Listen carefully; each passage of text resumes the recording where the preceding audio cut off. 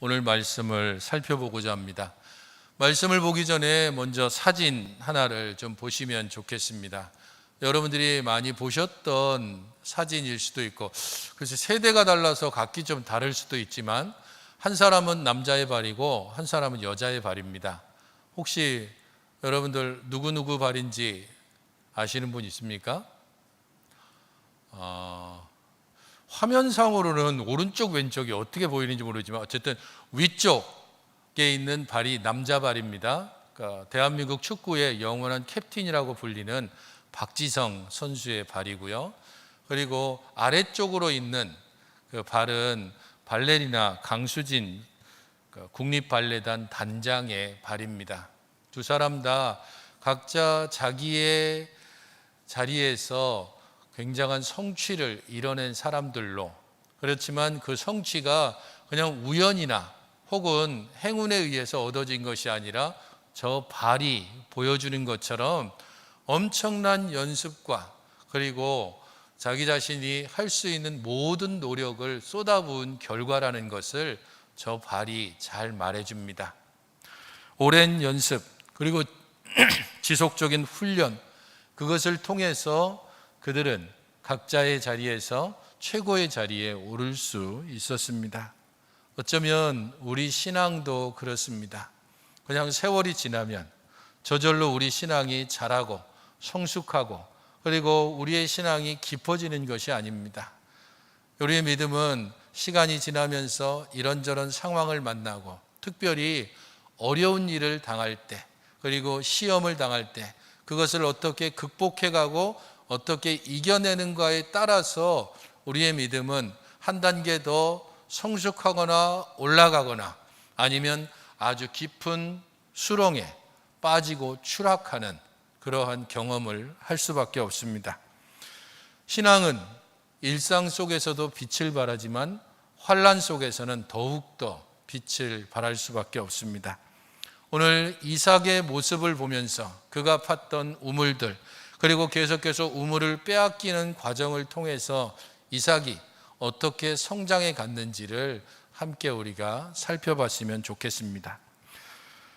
본문을 보십시오. 이삭이 그 땅에서 농사하여 그 해에 100배나 얻었고 여호와께서 복을 주셨다라고 12절에 말씀을 하고 있습니다. 하지만 이 배경이 어디에서 나왔는지는 우리가 지난주 말씀을 통해서 충분히 알고 있습니다. 아브라함 때 첫 번째 흉년이 있었고 이삭 때의 두 번째 흉년이, 이 흉년은 아주 지속적이고 굉장히 심각한 흉년이었습니다. 이삭은 견디지 못했고 결국은 약속의 땅을 떠나서 애굽으로 가기 위해서 그랄 쪽에 잠시 머물렀습니다. 하나님께서 이삭에게 나타나서 애굽으로 내려가지 말고 이 그랄 땅에 머물라라고 하셨고 이삭은 그 말씀에 순종했습니다. 물론 그 안에서 리브가를 자기 누이라고 속이는 그러한 아버지 때의 실수를 반복하기도 했습니다. 그럼에도 불구하고 이삭을 하나님께서 보호하셨고 하나님께서 그에게 약속하신 복을 현실적으로 보여지도록 만드셨는데, 그게 바로 오늘 12절입니다. 그 땅에서 농사했고 그 해에 100배나 되는 수확을 얻었다는 겁니다. 13절에서는 그 사람이 창대하고 왕성하여 마침내 거부가 되어 그는 커지고 계속해서 커졌다라는 의미입니다. 그 사람은 크게 되었고 매우 커질 때까지 계속해서 커졌다라는 게 13절의 의미입니다. 하나님께서 주신 복이 이삭을 그야말로 엄청난 사람으로 만들었습니다. 특별히 눈에 보이는 그의 재산, 그 당시의 재산 목록이 뭡니까? 가축과 종들입니다. 그래서 가축과 종들이, 그가 농사에서 100배나 얻고 가축과 종들이 엄청나게 불어났습니다. 어느 정도일까요? 아브라함이 하나님께 복을 받았다라고 했을 때 우리는 아브라함이 도대체 어느 정도의 소유를 가졌을까 한번 생각해 보신 적 있습니까? 아브라함에게 딸린 식구들은 몇 명 정도였을까요? 성경에 나와 있지 않지만 여러 가지 흔적을 통해서 아브라함이 가지고 있었던 혹은 그와 함께하고 있던 식구의 대충 숫자를 헤아려 볼 수 있습니다. 소돔에 거하던 롯이 북방의 그 동방의 왕들에 의해서 납치를 당했다는 소식을 듣고 아브라함이 집에서 길리우고 훈련한 사람들 318명을 끌고 갑니다. 그리고 대승을 거두고 돌아오죠. 그때에 여기에 데리고 갔던 318명, 그 사람은 집에서 길리고 훈련한 사람이라고 말합니다. 쉽게 말하면 개인의 군사, 사병입니다. 종들과는 또 다른 의미입니다. 그러니까 이 사람들은 자기들을 보호하기 위해서 따로 군사훈련이라든지 개인적으로 무술 훈련을 하는 사람들을 말합니다. 그 사람이 318명이었다고 말합니다. 그렇다면 개인 사병이 318명이라면 이 사람들을 먹이고 재우고 또 아브라함의 식구들을 먹이고 재우기 위해서 종들이 필요합니다. 그렇게 치면 아브라함이 함께하고 있었던 식구들은 대략 잡아도 한 1000명 정도쯤 잡을 수 있습니다. 그런데 길리고 훈련한 사람 318명, 그들을 돕고 또 여러 가지 가축을 돌보고 하는 일에 사용되어지는 한 600여 명 정도쯤 넘는 종들, 그들에게 딸린 식구들까지 또 있겠죠. 그렇게 치면 한 우리로 친다 그러면 뭐 그의 아내 혹은 자녀들 이렇게 했을 때 최소로 잡아도 가족 수를, 그 당시에 상당히 많은 사람들의 가족이 있었을 텐데 최소로 잡아도 약 4천에서 5천 정도쯤이 아브라함이 거느리고 있었던 사람이라고 볼 수 있습니다. 한 사람이 먹여 살려야 되는 사람이 4,000명, 5,000명, 중소기업 규모를 거의 굉장히 큰 중소기업 규모죠. 거의 대기업에 육박할 정도의 사람들. 그러면 거기에 딸린 가축들은 어느 정도일까요? 이 많은 사람들을 먹여 살려야 되는 가축, 그러면 최소한 5만에서 혹은 10만 정도의 가축이 필요할 겁니다. 이삭이 물려받은 건 그 정도였습니다. 이삭이 아버지의 뒤를 이어 역사의 전면에 딱 등장할 때 그가 먹여 살려야 되는 사람이 최소한 5,000명, 많게 잡으면 대체로 10,000명까지 잡기도 합니다. 우리가 생각하는 것처럼 아브라함이 복받았다라고 했을 때 이 숫자 개념을 가지고서 하나님께서 아브라함에게 주신 복의 내용을 생각해야 됩니다. 사람만 5천에서 10,000명을 책임져야 되고 그가 거느리고 있는 가축이 최소 10만에서 20만 정도쯤 되는 겁니다. 그 사람들을 끌고 이 사람들 흉년 때문에 살아야 되기 때문에 그랄까지, 그리고 애굽으로 내려가려고 했을 때 이삭은 그냥 그 자리에서 순종했습니다. 그런데 거기에 끝나지 않고 그가 그렇게 순종했을 때 농사를 지었고 100배나 수확을 얻었습니다. 이 100배라는 건 실제적으로 100배라는 의미보다는 완전수를 말합니다. 거둘 수 있는 최대한의 수확을 얻었습니다. 그렇지 않아도 많은 수의 사람, 그리고 많은 수의 짐승, 그런데 거기에다가 식량까지 100배나 얻은 겁니다. 당연히 그곳에 있는 블레셋 사람들이 시기할 수밖에 없습니다. 아비멜렉이 위협을 느낄 정도로, 아니 외지인이 최소 몇천 명 정도의 외지인이 갑자기 자기와 함께 하고 있는데 더더군다나 먹을 것까지 풍성합니다. 이러다가 잘못하면 전세가 뒤바뀌고 주인의 위치가 달라질 수도 있겠다. 저 사람들이 나쁜 마음을 먹고 우리들을 공격해 오면 혹시라도 위험할 수 있다는 그러한 두려움을, 처음에는 이삭이 두려움을 느꼈는데 이제는 아비멜렉이 두려움과 시기 때문에 이삭을 쫓아내고 있습니다. 심한 질투 혹은 흥분에 가까운 그런 집착을 여기 시기라는 단어가 담고 있습니다. 도저히 그냥 단순히 눈꼴 씌어서 못 보겠다 이게 아니고 가만둬서는 안 되겠다. 배 아픈 정도를 넘어서서 저 사람을 저대로 뒀다간 내가 도저히 열불이 나서 참을 수가 없다라는 마음으로 아비멜렉이 이삭에게 가고 또한 그가 받은 복을 빼앗기를 원했습니다. 결국 하나님이 주신 복 때문에 이삭과 그랄 지역에 거주하는 블레셋 사람 아비멜렉 왕과 서로 분쟁이 일어나기 시작합니다. 여기에서 우물이 하나씩 등장합니다. 오늘 본문에서는 총 5개의 우물이 등장합니다. 첫 번째 우물은 아버지가 팠던 우물입니다. 아버지 아브라함이 그랄에 거주할 때 팠던 우물이고, 아버지가 죽자 사람들이 그것을 흙과 돌로 메워버렸습니다. 그리고 이삭이 그랄로 옮겨갔을 때 그는 당연히 아버지의 소유권을 그대로 물려받은 자로서 아버지가 팠던 우물의 소유권을 그랄 사람들에게 그대로 주장했을 겁니다. 당연히 그랄 사람들로서는 창세기 21장을 보면 아비멜렉과 아브라함이 언약을 맺는 장면이 나옵니다. 그때에 아브라함이 암양 새끼 5을 따로 놓고 언약을 맺습니다. 아비멜렉이 이 암양 새끼 7은 뭐냐라고 했을 때, 내가 이 우물 판 것을 요 재물 가지고 그대로 증거해라. 함께 언약을 맺자. 그렇게 해서 증거에 분명한 언약을 맺게 되는데, 그 우물 이름이 부엘세바입니다.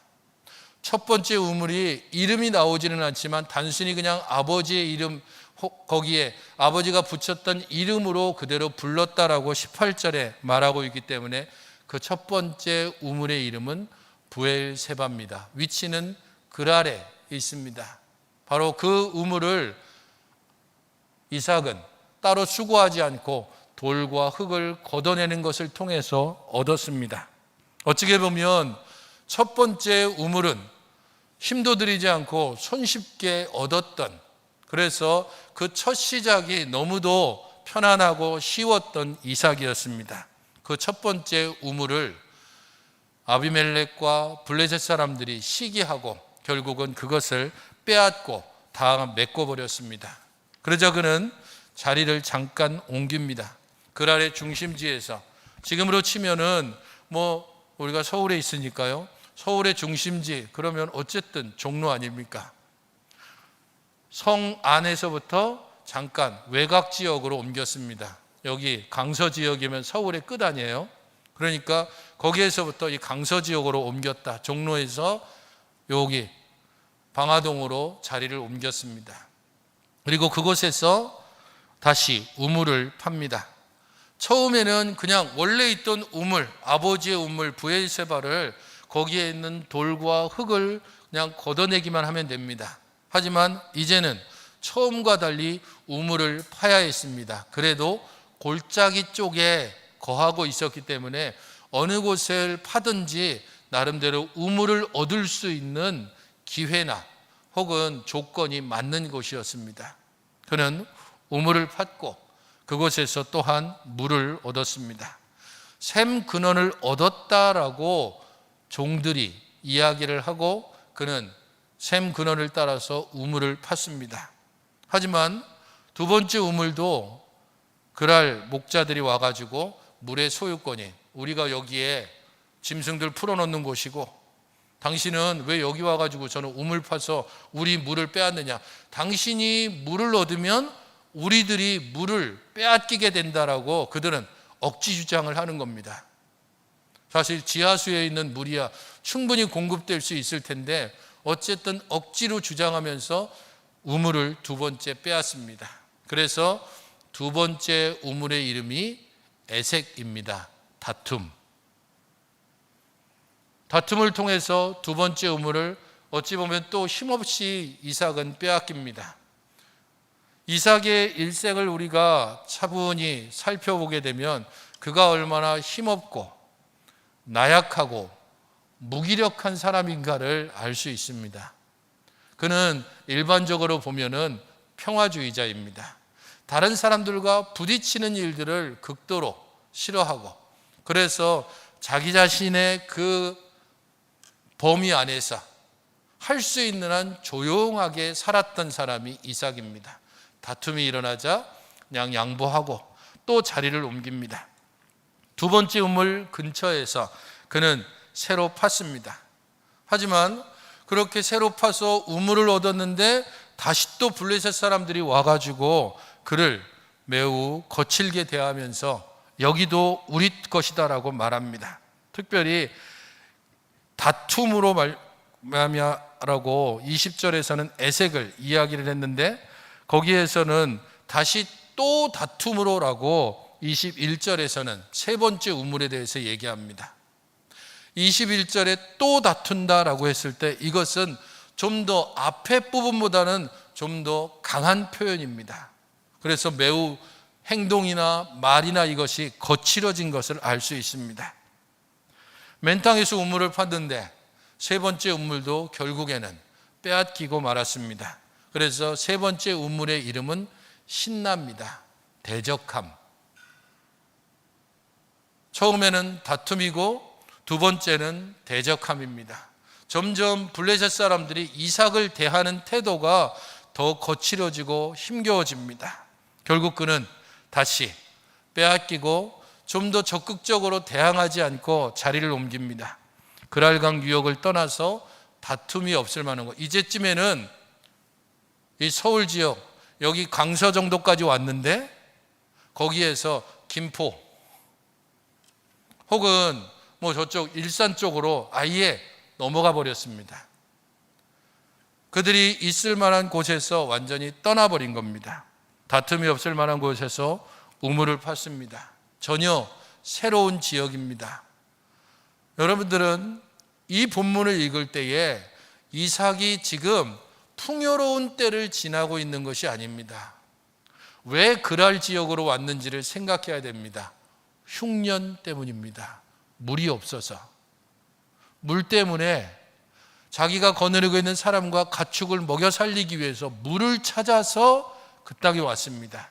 그런데 그 물 때문에 계속해서 지금 그는 쫓겨다니고 있습니다. 그리고 이제는 아예 그랄 지역을 벗어나서 새로운 곳에서 우물을 파고 있습니다. 그리고 그곳에서도 드디어 물을 얻었습니다. 그리고 그는 여호와께서 우리를 위하여 방을 만드셨고 이 땅에서 많은 열매를 맺을 것이다 라는 의미로 이 네 번째 우물의 이름을 르호봇이라고 짓습니다. 방이라는 뜻입니다. 하나님께서 이곳에 거쳐 바로 이곳에 방을 주실 것이다. 아직 흉년은 끝나지 않았고 아직 위협은 그대로 남아있고 그전에는 그래도 눈에 보이는 위협입니다. 블레셋 사람, 그랄 지역에 거주하는 거주민들. 하지만 이제 그곳을 벗어났습니다. 누가 자신들을 대적할지 알 수 없습니다. 도적대들이 올게 될지, 자기가 전혀 알지 못하는 그러한 민족들이 갑자기 쳐들어올지 알 수 없는 바로 그 지역에서 그는 우물을 팠고 그곳에서 물을 얻었습니다. 다툼이 없을 만한 곳, 그것은 안전한 곳이라는 의미가 아니라 더 이상 갈등이 없는 것, 곧 하나님께서 그에게 약속을 주시는 땅을 말합니다. 이제 그는 스스로 자립합니다. 그전에는 좀 더 익숙한 것, 그래서 내가 그래도 비벼댈 수 있는 언덕이 있는 곳, 그곳을 찾아다녔습니다. 하지만 이제는 완전히 새로운 곳에 가서 그곳에서 하나님의 은혜를 기다리며 우물을 팠고 그 우물에서 물 근원을 얻었습니다. 르호봇, 방. 하나님께서 방을 주시고 그곳에 거하게 하시고, 장막이 아닙니다. 잠시 거주하는 것이 아니고 계속해서 머물 수 있는 방입니다.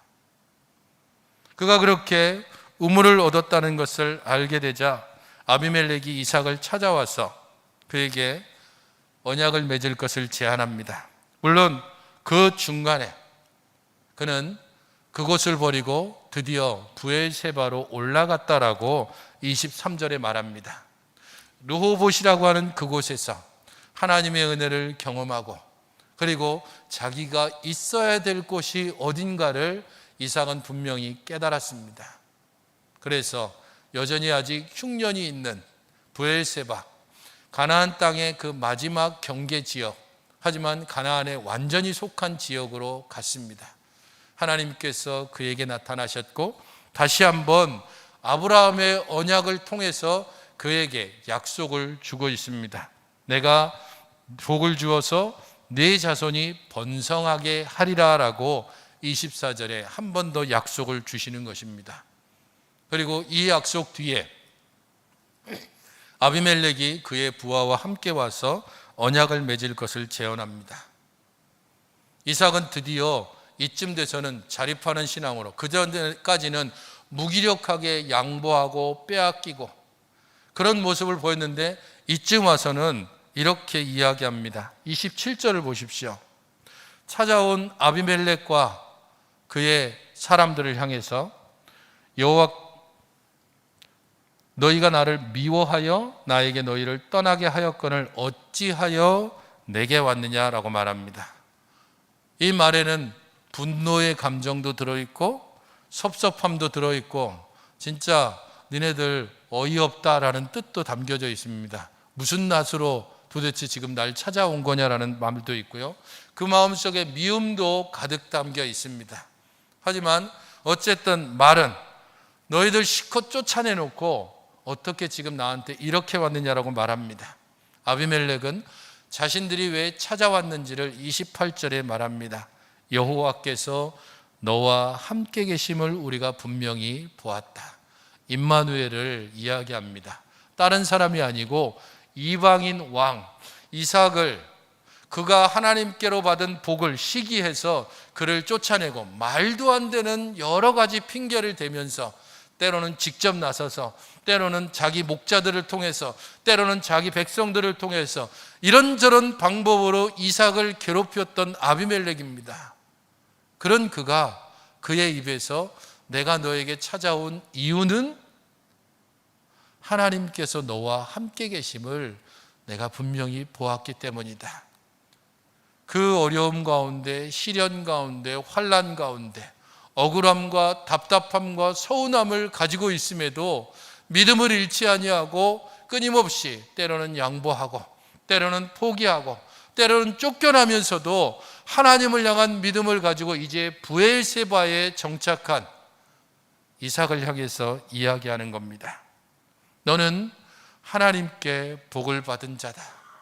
나의 핍박과 시험과 여러 가지 말도 안 되는 억지 주장에도 불구하고 네가 어떻게 믿음을 떠나지 않고 계속해서 지켰는지, 그리고 그러한 너를 하나님께서 어떻게 보호하는지를 내가 분명히 보았다는 겁니다. 그리고 그와 함께 식사를 하는 것을 통해서 실제적으로 언약을 다시 맺습니다. 그리고 이 언약이 끝난 후에 우물에서 물을 얻었다는 소식이 전해지고 그가 그 우물의 이름을 무엇라고 짓습니까? 세바라고 지었고, 그래서 그 성읍의 이름이 브엘세바입니다. 언약. 첫 번째 우물의 이름이 아버지가 팠던 우물 브엘세바입니다. 그리고 쫓기다가 결국 그가 마지막으로 얻은 우물의 이름도 브엘세바입니다. 하나님의 언약 가운데 있고 하나님의 약속과 보호를 믿으며 여러 부당함과 억울함과 답답함 속에서도 그의 신앙이 조금씩 자라 그라를 떠나지 못하고 있다가 그라를 떠나고 다시 가나안으로 올라갔을 때에 하나님께서 약속의 우물을 그리고 축복의 물을 그에게 주셨습니다. 이삭은 비로소 그의 신앙이 점점 자라 하나님 앞에 언약의 우물, 축복의 우물에 대한 고백을 하고 있는 것입니다. 힘겨운 시기를 지나는 것은 누구나 다 동일합니다. 내가 힘들면 상대도 힘들 수밖에 없습니다. 내가 어려움을 겪는다면 이 어려움보다 더 힘들어하는 이웃들도 있을 수 있습니다. 나 혼자 겪는 거라고, 나 혼자 힘겨워하고 나만 불평하고 하는 것으로 머물지 않고 하나님의 은혜를 온전히 바라면서 믿음 가운데 하나님, 비록 흉년은 계속되고 있고 저 블레셋 사람들은 계속해서 우물을 빼앗으려 하고, 그럼에도 불구하고 하나님을 향한 나의 믿음은 변하지 않습니다. 저는 이전의 이삭이 아닙니다. 소극적이고 그리고 물러나고 어떻게 보면 정체된 그러한 이삭이 아니라 이제는 하나님을 직접 배웠고 계속되는 그런 상황에서 이 흉년에서 우물에 얻는 것, 물 근원을 계속해서 얻는 것을 통해 하나님이 어떻게 자기를 보호하는지를 알고 이삭이 마지막에 이름했던 브엘세바, 언약의 우물, 또 축복의 우물, 바로 그 우물을 볼 때마다 하나님께서 주시는 은혜를 보며 그의 신앙이 하나님의 그 은혜의 샘물 가운데서 깊이 있게 성숙돼 가고 더욱더 자라나는 이삭의 모습을 볼 수 있습니다. 바로 그런 이삭의 모습이 우리들의 모습이어야 합니다. 어려움이나 답답함이나 때로는 억울함을 당할 수 있습니다. 그럼에도 우리가 하나님의 백성임을 잊지 말아야 합니다. 때로는 일이 전혀 안 풀리고 기도해도 그 기도의 응답이 내가 원하는 대로 전혀 돌아오지 않을 수 있습니다. 아마 평생 기도해도 내 평생 기도 제목이 내가 원하는 대로 받지 못할 수 있습니다. 내가 바라는 대로 우리 자녀들이 제대로 안 자라고 제대로 풀리지 않고 그러한 일이 있다 할지라도 하나님은 여전히 우리의 하나님이심을 고백하고 하나님의 은혜와 보호는 여전히 나를 붙드신다는 것을 잊지 않을 때, 그때 이삭이 마지막에 얻었던 브엘세바의 그 우물을 우리도 가지게 될 것입니다. 우리들의 메말랐던 가슴에 하나님의 은혜의 샘물이 터져서 그로 말미암아 하나님께서 주시는 축복을 풍성히 누리는, 그래야 우리가 받은 복을 우리의 이웃들에게 이 온 땅에 흘려보내는 사람이 될 수 있을 것입니다. 성도 여러분, 일상의 삶 가운데 때로 우리가 어려운 일을 당한다 할지라도 바로 그때가 우리의 신앙이 단련되고 더욱더 성숙할 수 있는 기회로 여겨 우리의 믿음이 어려움을 당할수록 더욱더 커지고 깊어지고 넓어져야 할 것입니다. 이제 설교 후에 함께 부를 찬양이 있습니다. 여러분들 많이 불렀던 그리고 잘 알고 있는 찬양입니다. 꽃들도라고 하는 찬양인데, 일본 삿포로에서 어린이 사역으로 유명한 아이린 채플 교회에서 사역하고 있는, 원래 이 교회를 설립하신 분은 곤배 목사님인데 일대 목사님이 아버지고, 그리고 그 아들이 뒤를 이어서 이 교회 목사님이 됐습니다.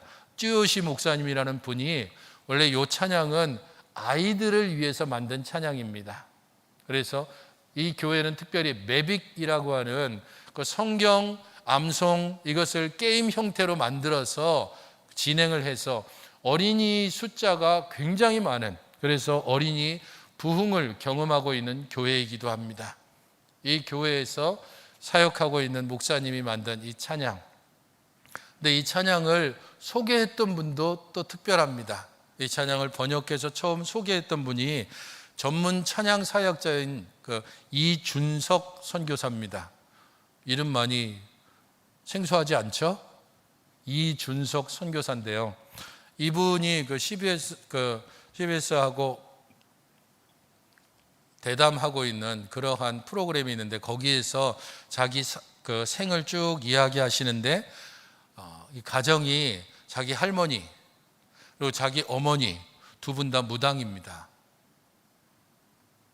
그리고 자기도 그래서 고등학교 때까지 계속해서 절에 다니고 아주 열심히 활동하고, 근데 고등학교 때 다니고 있던 학교에 음악 선생님이 있었습니다. 그 음악 선생님이 가르쳐주는 음악에 완전히 빠진 겁니다. 그리고 자기 안에 있는 음악에 대한 재능을 조금씩 발견하고 선생님도 그 음악에 대한 재능에 대해서 이야기를 해주고 그러면서 차츰차츰 선생님이 가지고 있는 음악뿐 아니라 선생님이 자연스럽게 풍겨주는 복음의 은혜로 함께 젖어 들어갔습니다. 고등학교 때까지는 교회를 출석 못했지만 고등학교를 졸업한 후에 음악 선생님이 출석하는 교회에 다니고 그리고 차츰차츰 신앙이 자라서 나중에 또 일본에 갈 수 있는 기회가 돼서 그곳에 가서 찬양 사역자로 전문 사역자로 사역하시다가 이 찬양을 듣고 번안해서 그래서 전달을 했습니다. 가사를 보십시오. 이곳에 생명샘 솟아나 눈물 골짝 지나갈 때에 머자나 열매 맺히고 웃음소리 넘쳐나리라. 그날에 하늘이 열리고 모든 이가 보게 되리라.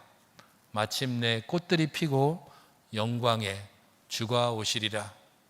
특별히 이 가사 중에서 후렴에 꽃들도 구름도 바람도 넓은 바다도 찬양하라 찬양하라 예수를 이라고 말합니다. 꽃에서 시작해서 넓은 바다까지로 이어지고 있죠. 일반적으로 일본 사람들은 이렇게 가사를 짓지 않습니다. 원래 가사를 짓는다면 넓은 바다에서 시작해 꽃으로 끝나야 됩니다. 예전 사람들은 들어본 책 중에 축소지향의 일본인이라고 하는 책이 있습니다. 일본인들은 뭐든지 작게 만드는 기술을 가지고 있고 생각도 또한 그렇게 생각들을 가지고 있는 경향이 많습니다. 그렇게 썼을 때 일반적으로 그들이 가사를 짓는다면 넓은 바다에서 시작해서 꽃으로 끝나야 되는데 이 가사는 꽃에서 시작해 넓은 바다까지 나아갑니다. 기독교 신앙으로 인해서 아예 민족이 가지고 있는 생각조차도 바뀌어 버린 것을 이 가사에서 볼 수 있는 겁니다. 하나님께서 이 땅을 긍휼히 여기셔서 복음을 주시고 이 땅에 수많은 교회를 세워주셨던 것처럼 저 일본 땅에도 이미 복음이 주어졌지만 여전히 복음화율이 2% 내에 머물고 있는 그 일본 땅에 하나님께서 복음이 전해지고 그 땅에 꽃들이 피고 그 땅에 하나님을 온전히 찬양하는 그 은혜가 넘쳐지도록 때로 어려운 시기를 지나고 있는 일본에 있는 우리 믿음의 식구들을 생각하시면서 또한 하나님께서 지금 함께 어려운 시대를 겪고 있는 우리들이 이 시련의 시대를 지나 우리의 믿음이 한층 더 성숙해지고 그로 말미암아 우리 안에서 하나님을 향한 온전한 찬양과 감사와 기쁨의 꽃들이 활짝 피어져서 온 땅이 주의 이름을 부르는 그날을 소망하면서 우리 이 가사를 함께 의미하며 이렇게 찬양했으면 좋겠습니다. 꽃들